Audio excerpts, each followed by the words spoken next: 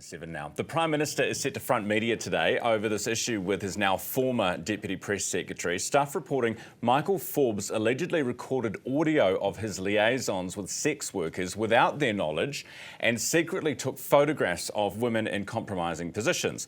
Police investigated a complaint from a Wellington brothel almost a year ago, but found it didn't meet the threshold for criminal prosecution. Now, the Prime Minister's office released a statement, here it is, saying the Prime Minister was first made aware of the allegations about this staff member at 4 p.m. on June the 3rd. The matters were immediately raised with ministerial services that evening.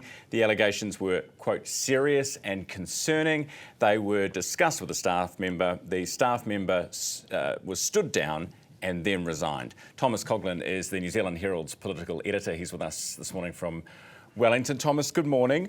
What happened? Good morning, Ryan. What is the story here? What happened with the sex workers involved? So the allegation made in that staff report is that they were recorded without their knowledge or consent.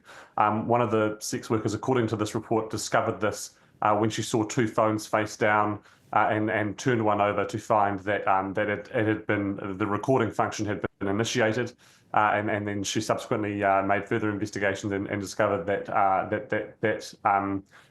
he had planned to record her. According to that story, the Prime Minister's office was informed on the afternoon of June the 3rd, so that would be the Tuesday, and then subsequently it very quickly transpired that Michael Forbes' position in the Prime Minister's office was untenable. He resigned, but the statement from the Prime Minister's office, as you've seen there, was that had he not resigned, he would have been sacked.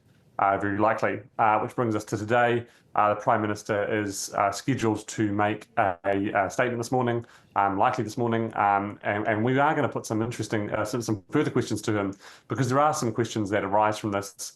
Clearly, there was a police investigation. The police decided that it was not at the threshold that would require them to take the matter further and to press charges, but obviously, if you're working in the office of the Prime Minister, you're exposed to the Prime Minister.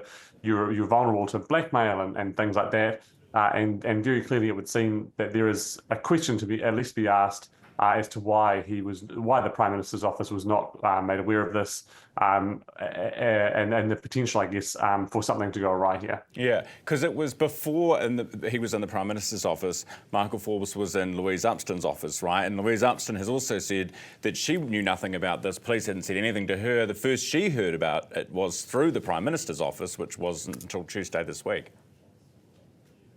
Yes, correct. The first it seems that anyone in the Beehive at a political level was aware of this was Tuesday this week, when they were contacted by staff for a request for comment for their story. Now, obviously, most of these allegations relate to matters that occurred last year in 2024. So there is a bit of a gap there. But you're right. Michael Forbes was working for Louise Upston last year, and has had a long history of employment in the National Party. He was a press secretary. He began. He served most of his time while they were in opposition under Judith Collins' leadership. And I believe might have crossed over with Simon Bridges for a period as well. But he certainly has a long history of employment with the National Party, and returned very recently when they became the government.